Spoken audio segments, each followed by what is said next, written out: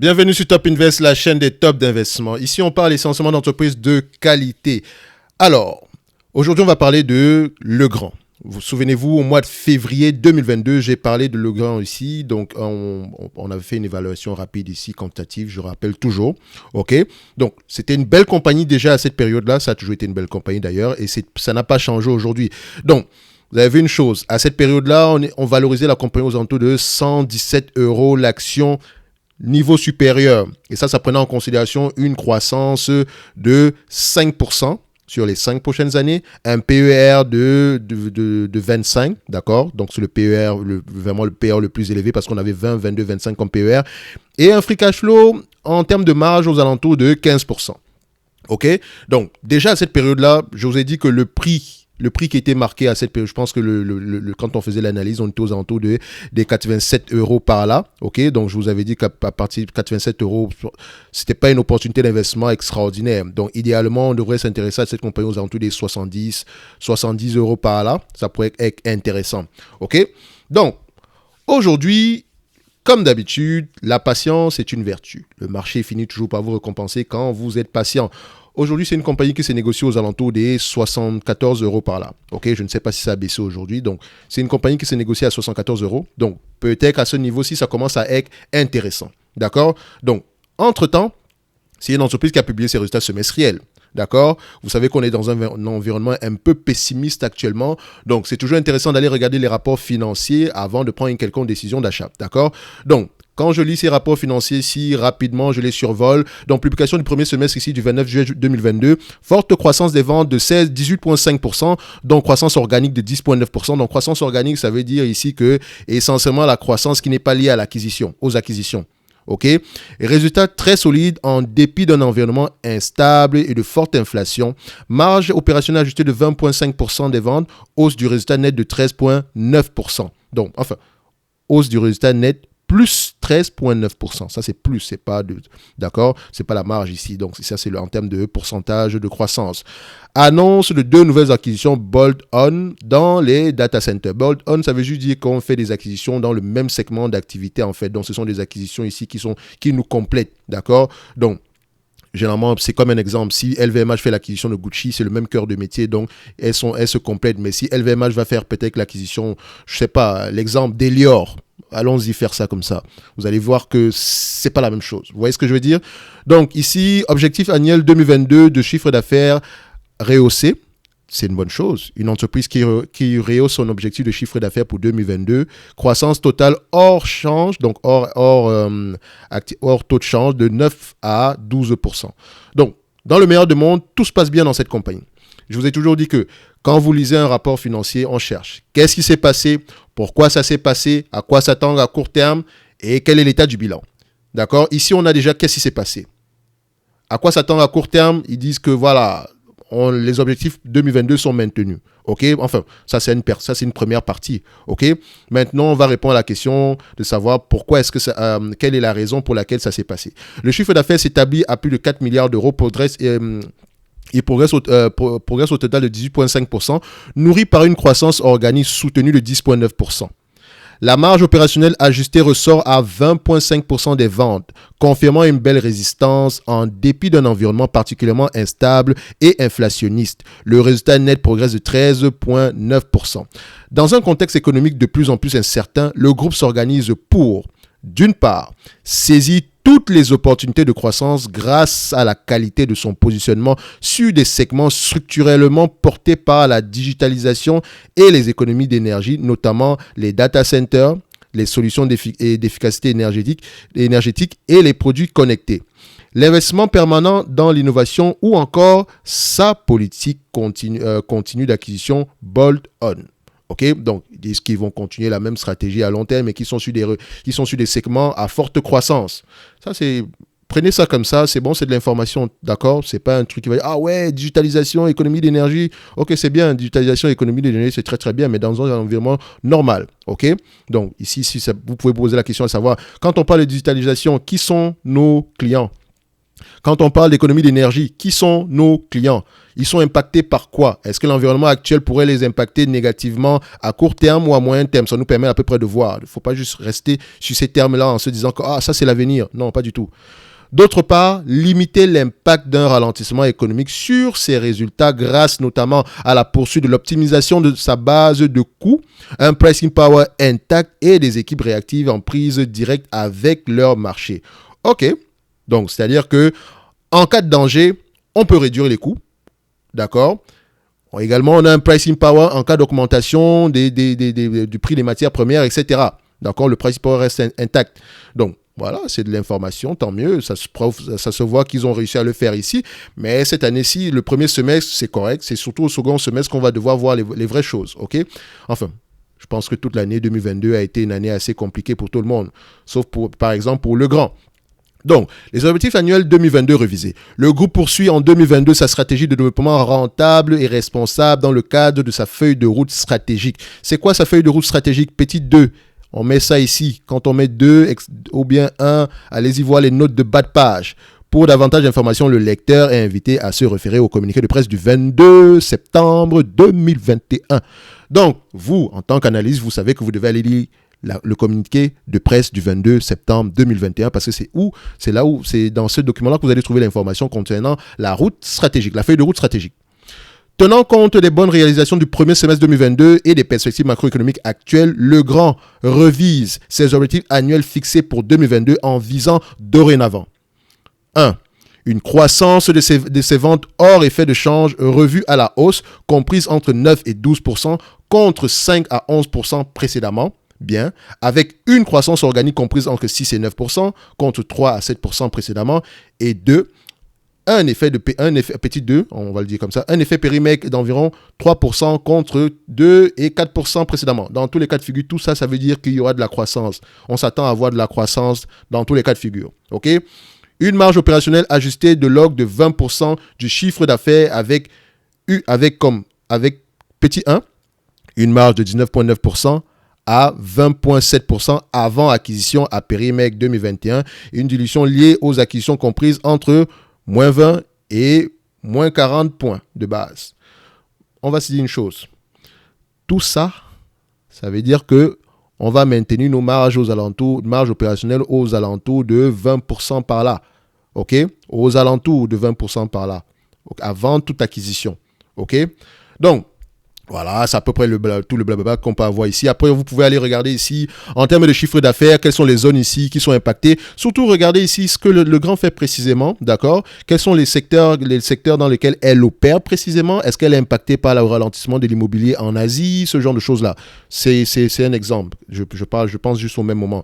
Donc, vous voyez ici que vous allez regarder, par exemple, est-ce que la Chine représente un gros marché pour elle? Vous pouvez également regarder quoi. De toute façon, vous devez lire tout ce document. De toutes les façons, ici, moi, ce qui m'intéresse, c'est à peu près ce qui va se passer. Qu'est-ce qui s'est passé sur les 6 derniers mois? Donc, en date d'aujourd'hui, vous constatez que c'est une entreprise qui a des free cash flow de l'ordre de 16,8% ici. OK? Donc, quand on les ajuste ici, donc 16%, précédemment, on avait 15%. Donc, en moyenne, on va rester aux alentours de 15%. Je ne prends pas les bénéfices nets ici parce que ces bénéfices nets, c'est une entreprise qui a des vrais free cash flow, pas les free cash flow ajustés par rapport au loyer, etc. Donc, ici, je peux faire confiance au free cash flow de cette compagnie-ci. Donc, je vais prendre ces free cash flow, on va se les garder à 15% comme d'habitude. OK? Donc, quand on regarde également au niveau de la dette, d'accord, l'état du bilan, on a une dette qui, c'est au niveau d'endettement qui a augmenté, on a 2,861 milliards. Donc maintenant, je vais aller regarder mes éléments pour pouvoir faire mon évaluation ici. Alors, premièrement, les analystes s'attendent à quoi? On va voir les analystes par rapport au revenu ici, forward estimate, on va mettre ça ici, le revenu, sales, next 12 months, on va le mettre en zoom ici, sur les 12 derniers mois, on va mettre ici le quarter. Alors, on voit ici à peu près 8 milliards 260 millions. OK, on va le mettre ici. 8 milliards 260 millions. 8,26 billions. Croissance des revenus ici. Bon, je ne vais pas prendre de croissance ici. D'accord? Pourquoi? Parce que voilà, je préfère prendre cette compagnie-ci sans prendre en considération la croissance. S'il y a croissance, tant mieux. OK? C'est une compagnie ici qui a l'habitude d'avoir, qui a une croissance non seulement organique et inorganique. Donc, on peut prendre une croissance ici de 5% minimum. Vous pouvez le regarder ici. Je pense que le niveau de croissance ici est assez élevé. Quand on regarde ici au niveau de Morningstar, par exemple, donc, Ça fait longtemps que je n'ai pas utilisé mon histoire en passant. Alors, on voit ici que sur les 10 dernières années, on a une croissance de 5%, 5 dernières années 6% et 3 dernières années 5%. Donc, on a une croissance à peu près aux alentours de 5% par là. Il y a de fortes... Ils s'attendent à avoir une croissance assez élevée, aux alentours de 10% en 2022, excusez-moi. Tant mieux. Ok, moi c'est 5% ici, je pourrais mettre 5% pour la croissance, mais je vais calculer l'entreprise ici sans prendre en considération la croissance. Si le prix actuel m'intéresse, alors que je sais que je n'ai pas pris en considération la croissance, ça sera déjà un bon point. Ok, donc ici on va voir que les free cash flow en moyenne sont de 13,5%, mais sur les dernières années on planche vers les 15% par là. Ok, il y a de fortes chances également que ce soit le cas. Donc vous voyez ici que sur le semestre on est à 16%, mais attention ça pourrait également varier. Donc on va le prendre le 15% ici, d'accord? On va le mettre là.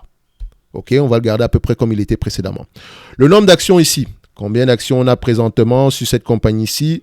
Alors, nombre d'actions. Alors, je vais juste fermer ça ici. On descend, fermer ça. Le nombre d'actions, on ferme ça. Et on cherche le nombre d'actions ici. Et boum, bam, bim. Alors, 268 millions d'actions. On va mettre 269 millions d'actions pour faire simple. 269 millions d'actions. Le PER, je ne m'attends à ce que cette entreprise se négocie. Je vais prendre les price to free cash flow, vu que j'ai pris les free cash flow ici. Price to free cash flow, c'est une entreprise ici qui va s'échanger jamais à 20 à 25 fois les bénéfices. Ça il y a de fortes chances que ce soit le cas. Alors, ici, 20 fois les bénéfices, c'est 5% de rendement et 25 fois les bénéfices, c'est 4% de rendement. Bon, c'est assez correct ici. Alors, on prend ça ici. On les met là et on va tracer notre médiane. Je préfère la médiane à la moyenne, d'accord? C'est pas que la moyenne ne me dérange pas, mais je peux mettre les deux ici. Vous voyez qu'il y a une légère différence parce que la moyenne est négativement impactée par ce genre de variation aussi. Ok, pourtant la médiane ne prend pas en considération ce genre. Enfin, pas que ça ne prend pas en considération, mais voilà, ça n'accorde pas beaucoup d'importance à ce genre de variation. À peu près, voilà, c'est quelque chose qui n'a pas duré en fait.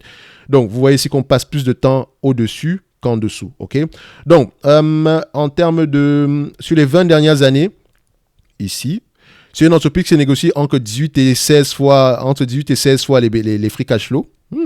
Ok? Sur les 10 dernières années, on s'est négocié à 20 fois les free cash flow. Sur les 5 dernières années, 21 fois les free cash flow. 3 dernières années, 20 fois les free cash flow par là. Donc, on va mettre 20 fois les free cash flow. Donc, on va mettre ici X20. D'accord? Vous pouvez prendre aussi 20, 22, 25, c'est possible. Donc ici, je prends juste la moyenne. Vous pouvez constater qu'actuellement, nous sommes à 27 fois les free cash flow en date d'aujourd'hui. OK? Mais vous pouvez voir ici que c'est également une compagnie en croissance. Et ici, j'ai pris les free cash flow. D'accord? Donc ici, vous pouvez voir que voilà, on est à 20 fois les free cash flow. On peut aller à 25 fois. Donc on essaye de se protéger au maximum. Et ça ne prend pas en considération une hypothétique croissance. Donc ici, on va mettre ça là. On va mettre 20 fois. Ok, donc c'est 27 fois les free cash flow ici, mais il faut prendre les free cash flow actuels. Vous voyez que les free cash flow sont en berne ici, d'accord? Ce ne sont pas les free cash flow pour la fin d'année. Donc quand les free cash flow diminuent, qu'est-ce que vous constatez ici? Vous constatez quoi? Que ça va augmenter. Pourtant, ça, c'est temporaire. D'accord? Faites attention à ça. Donc, c'est pour ça qu'on va travailler ici avec les marges. Alors, quelles sont les informations qui vont nous manquer ici? On a les éléments nécessaires pour faire l'évaluation de la compagnie. Qu'est-ce qui nous manque? On a les PER, on a la dette nette. Est-ce qu'on cherche la dette nette aux alentours de 2,8 milliards? On va aller regarder ici au niveau de dette nette ici. Qu'est-ce qu'on a au niveau de dette nette? Dette nette. Où es-tu? Voilà. Et boum. On le met comme ça. La dette nette 2,810 milliards. Est-ce que c'est à peu près ce qu'on a eu? Oui, 2,810 milliards. Je pense que je me rappelle bien. C'est à peu près ce qu'on avait eu au niveau des rapports financiers ici. Donc, 2,81 billion. Qualité de dividende, on va y revenir. Donc, je vais mettre ici directement. Le seul truc qui va m'intéresser, c'est le X20. OK? Donc, on a les éléments nécessaires pour faire l'évaluation de nos compagnies. 8 milliards 260 millions dans un environnement normal, 15% ici de marge bénéficiaire de free cash flow dans un environnement également normal. On ne prend pas en considération la croissance ici à 20 fois les bénéfices, ok, moins la dette nette qui est de 2 milliards 810 millions ici, divisé par le nombre d'actions ici, nous avons à peu près 269 millions d'actions. On tombe sur une valorisation aux alentours de 421,67 € l'action. On va mettre 422 € l'action. 422 € l'action. OK? Par rapport au prix actuel, on a peut-être une opportunité d'investissement. J'ai bien dit peut-être. Pourquoi? Parce que je n'ai pas pris en considération la croissance ici. OK? Si croissance de 10%, 15%, comme vous voulez, si on garde une croissance de 5% au moins sur les 5 prochaines années, est-ce qu'on peut obtenir quelque chose en supplément? Oui. D'accord? Donc, on est déjà à 82 euros ici. Je sais que le prix actuel n'inclut pas la croissance. Donc, c'est quand ça commence à être intéressant. OK?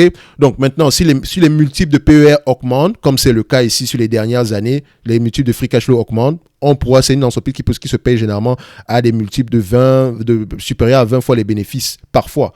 Je ne dirais pas en moyenne c'est 20 fois les bénéfices, mais sinon, parfois on peut aller plus loin que ça. OK? Donc, si les multiples augmentent également, tant mieux. Mais je sais qu'au prix actuel, ça commence à être intéressant, surtout pour une visée long terme. OK? Donc, vous voyez ici que si c'est une entreprise qui vous distribue la totalité des free cash flow actuels, qui serait aux alentours de 1 milliard 239 millions ici, si elle vous distribue la totalité de ces free cash flow potentiels ici par rapport à la capitalisation boursière actuelle, vous avez un rendement de 6,23%. Admettons même qu'on a une croissance de 5% sur les 5 prochaines années, si dans un environnement normal, encore une fois, OK? Donc, ça veut dire qu'actuellement, en date de jour, on l'achète peut-être à 8% de marge avec un rendement de 8%. Si nous avons une amélioration des marges également, ça pourrait être bien. Si la croissance est prolongée dans le temps, donc au lieu de 5%, nous avons 10%, tant mieux. Au lieu de 5% pendant 5 ans, nous avons plutôt 5% pendant 10 ans, tant mieux. Si on a plutôt 10% pendant 10 ans, tant mieux. Dans tous les cas de figure, croissance des revenus prolongés, tant mieux. Croissance des marges, tant mieux. Et laissez-moi vous dire que ce n'est pas parce qu'un revenu va croître de 5% que les marges vont également croître de 5%, que les bénéfices en termes de volume vont croître également de 5%. Ça peut croître ici de 7% parce que l'entreprise devient de plus en plus efficiente. Prenez également ça en considération. C'est pour ça que le grand est intéressant au prix actuel. C'est une belle entreprise. Au prix actuel, je pense qu'il y a quelque chose à jouer présentement. Donc, la patience, c'est toujours une bonne chose. Donc, je ne dis pas que ceux qui ont payé à 87 euros ont surpayé ou quoi que ce soit. Non, pas du tout. Que ce soit 100 euros, que ce soit 80 euros, que ce soit prix actuel, vous avez le prix d'entrée en dessous de tout ce qui est aux alentours de 85, 75. C'est intéressant. OK? Ça reste intéressant, mais également, sachez ce que ça implique. Parce que ici, on compte énormément sur la croissance. D'accord? On compte sur la croissance des revenus, la croissance des marges. D'accord? C'est ça. Donc maintenant, il faut comprendre quel est le cœur de métier de Legrand. Quelle est la taille du marché? Qui sont les compétiteurs? D'accord? Et à peu près, par rapport à ses objectifs, aller regarder sa stratégie. Elle vise combien à telle période? Qu'est-ce qu'elle a dit par le passé? Qu'est-ce que le management a dit par le passé? Qu'est-ce qu'ils ont réalisé? OK? Donc, moi, je pense que par rapport au segment d'activité, il parle beaucoup de digitalisation, il parle beaucoup de, économie d'énergie. Ce sont les sujets du moment. OK? Maintenant, allons creuser un tout petit peu. Mais quand vous parlez de digitalisation, on va où avec ça? C'est où? Ça concerne quoi exactement? Data center, oui, c'est un buzzword, data center. Parce que dès qu'on parle de data center, vous dites, ah ouais, le cloud, ça va augmenter, l'augmentation des données, ils en auront besoin, boum, boum, boum. Oui, c'est bien, mais le grand fait quoi exactement? Le produit qu'elle vend dans ces data centers-là, il sert à quoi? Quel est son taux de remplacement? C'est-à-dire que, est-ce que quand je vends aujourd'hui, la prochaine vente, ça sera dans 10 ans? Ou bien il y a de la maintenance qui vient avec, etc. Voilà les questions que moi je me pose. Mais je sais qu'au prix actuel, le grand est intéressant. Je ne dirais pas également que c'est une opportunité d'investissement. Waouh! Mais c'est déjà intéressant au prix actuel. Je préfère encore acheter le grand que d'acheter du Visiomed. Vous comprenez ce que je veux dire? En parlant de Visiomed, j'ai vu une vidéo tantôt aujourd'hui qui parlait de Visiomed. Il y a quelqu'un qui fait la promotion clairement de Visiomed. Je ne sais pas, mais ça sonne comme tel. Faites attention à cette compagnie. Je ne sais pas, c'est bizarre. C'est vraiment bizarre cette compagnie-là. J'espère que personne n'est investi dessus. Et si vous êtes investi dessus, sachez que vous êtes en train de spéculer. Et si vous êtes d'accord avec ça, tant mieux. Mais n'appelez pas ça sûrement de l'investissement. Surtout parce qu'il n'y a aucune garantie de protection du capital. Parce que la chose la plus importante, c'est que quand vous investissez, c'est la protection du capital. Donc il y a une vidéo qui est sortie aujourd'hui qui parle de Visiomed. Et j'ai regardé la vidéo. Et au fur et à mesure, je regardais la variation du stock. Et je me suis rendu compte qu'ici, on prend un 12,91%. Ça ressemble beaucoup à du pump and dump. Je ne voulais pas en parler, mais ça sent comme tel. Donc, faites attention à cette compagnie. D'accord? Avant d'investir dans une entreprise, rassurez-vous déjà de pouvoir au moins récupérer votre capital de départ. Et pour le moment, elle ne remplit pas cette garantie. Elle ne vous donne pas cette garantie-là. C'est pour ça qu'on se base généralement sur le passé. Parce que c'est la chose qu'on connaît. Si une entreprise a l'habitude d'avoir de bons résultats financiers, il y a de fortes chances que ce soit le cas dans le futur. D'accord? Si une entreprise a l'habitude d'avoir des revenus, des résultats financiers bof, il y a de fortes chances également que ce soit la même chose dans le futur. Faut pas être que, comment on appelle ça? faut pas être arrogant sur les marchés, dans le sens où la croissance, là, elle est toujours incertaine. Elle n'est même pas certaine. C'est pour ça qu'au fur et à mesure que j'avance, je refuse de plus. Je prends le volet croissance, je l'enlève de plus en plus dans mon processus d'analyse. C'est pas que ce n'est pas important, mais je vous ai toujours dit, je peux pas acheter une compagnie de croissance sans prendre en considération la croissance. Donc, le prix actuel, si je me dis toujours que si au prix actuel, la croissance s'arrête du jour au lendemain, on tombe à zéro, il y a de grandes chances qu'on maintienne au moins ces multiples-ci. Et si on tombe à zéro, au moins je pourrais récupérer mon capital de départ parce que j'aurais payé un prix qui correspond exactement à la valeur de l'entreprise sans prendre en considération la croissance. Vous voyez ce que je veux dire? Mais pourtant, si je me mets dans un volet, oui, la croissance sera de X à tel plan, machin, si vous ne livrez pas la marchandise, ce prix-là aura tendance à chuter. Je ne sais même pas pourquoi je parle de cette compagnie, c'est sans doute parce que j'ai vu cette vidéo-là et ça me dérange beaucoup parce que c'est souvent... Quand vous voyez quelqu'un qui a beaucoup d'audience faire la promotion d'une entreprise, faites attention. Surtout ce genre de compagnie-ci. Vous pouvez faire ce genre de choses sur les compagnies comme LVMH, dans des compagnies solides. Vous voyez ce que je veux dire? Si je vois quelqu'un faire une vidéo sur Air Liquide, sachant que Air Liquide, c'est une belle compagnie, etc., qui vous donne au moins la garantie de pouvoir récupérer votre capital, même si vous l'achetez au prix actuel, même si je sais que le prix actuel c'est pas un bon prix pour moi. Mais je sais une chose, c'est qu'il y a de fortes chances au moins que vous ne perdiez pas beaucoup d'argent dessus. Sinon, pas du tout. Ok, mais sur Visiomed, faites attention. Pour ceux qui ont vu la vidéo en question, vous savez de quoi je parle. On va juste s'arrêter là. Donc, sur Legrand, pour revenir à Legrand, vous avez la garantie. Enfin, garantie n'existe pas en bourse. Déjà, c'est un terme. La probabilité de pouvoir récupérer votre capital est élevée. Et ça, c'est la première chose. Et comme je vous l'ai toujours dit, au moins, si l'action ne fait rien pendant 10 ans, vous pouvez récupérer votre argent. Ça, c'est le plus important. Pourtant, si vous perdez votre argent, non seulement vous n'allez rien récupérer, et en plus de cela, vous n'aurez pas le temps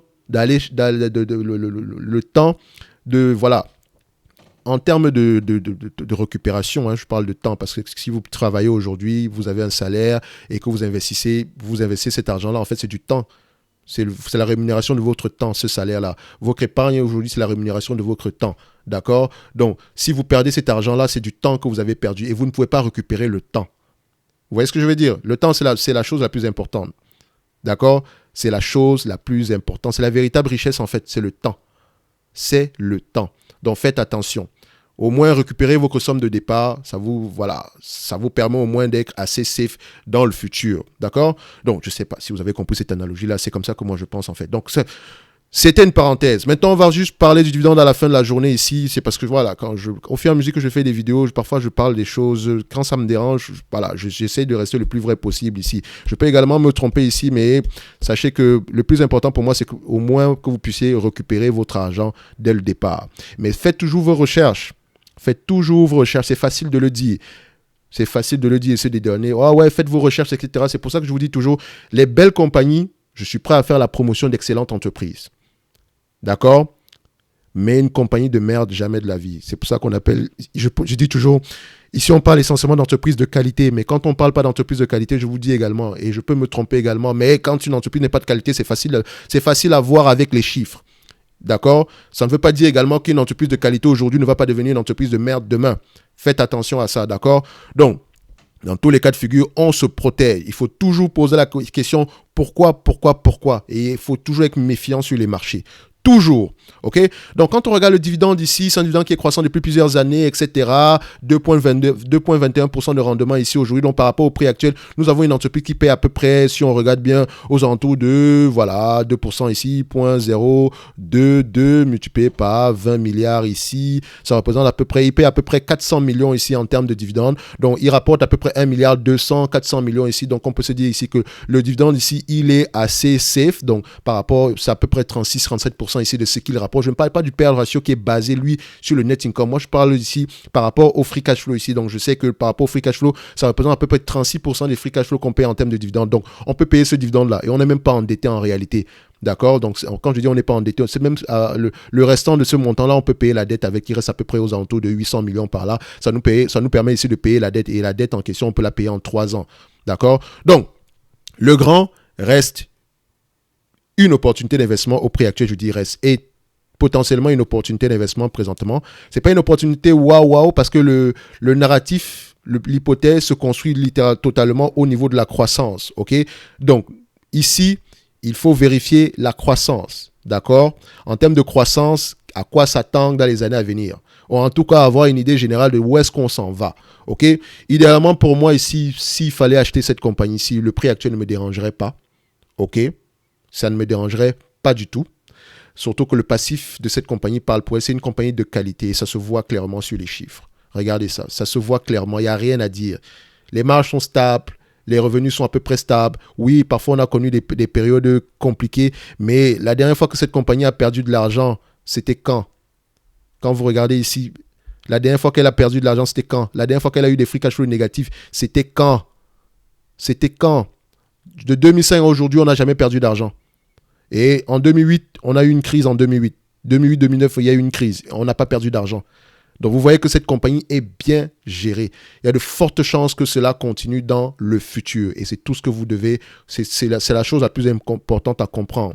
Hormis le fait de regarder derrière maintenant, qu'est-ce qui nous permet de garantir ce genre de choses-là. OK? Donc, j'ai trop parlé ici.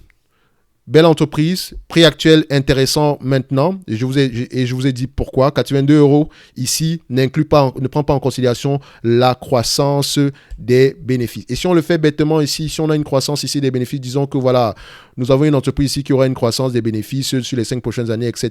de 5% ici. Donc 5% de...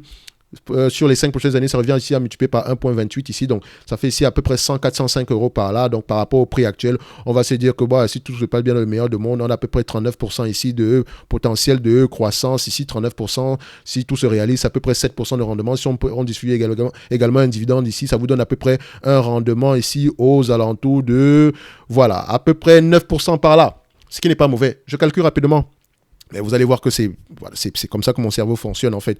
Donc ça peut vous donner à peu près un potentiel, non seulement au niveau de la performance, mais une performance de 7% par là et un dividende à peu près par rapport au prix actuel, un yield on cost d'à peu près 2% si on ne prend pas en considération la croissance du dividende futur, etc.